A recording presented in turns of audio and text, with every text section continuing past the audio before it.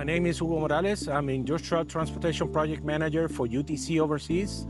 And we're right here with an important project that was trusted to us by our customers.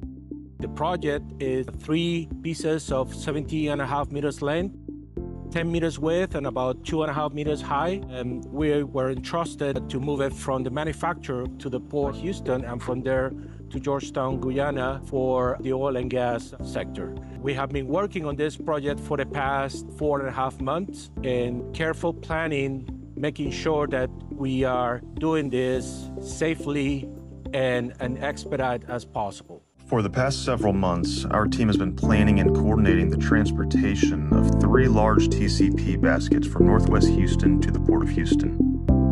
Moves of this scale require extensive preparation, following detailed route surveys, permit acquisition, and coordination with law enforcement and private pilot car escorts.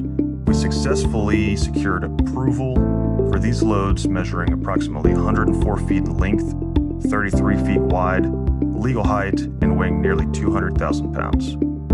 With planning complete and all parties aligned, the move commenced. Despite the size and complexity of the shipment, the transportation operation progressed smoothly. Along the route, the convoy navigated several challenging obstacles, including areas where the load cleared guardrails by only a matter of inches. Certain sections required strategic maneuvering, including reversing direction and crossing rail lines to safely maintain the approved route. Additional route modifications were necessary in several locations, where road signs were temporarily removed to provide sufficient clearance for the load to proceed safely. Throughout the move, police escorts and pilot cars worked in constant coordination, managing traffic flow and maintaining a safe operating environment for both the motoring public and the transportation team. From departure to arrival at the Port of Houston, the journey was completed in approximately 2 to 2.5 hours.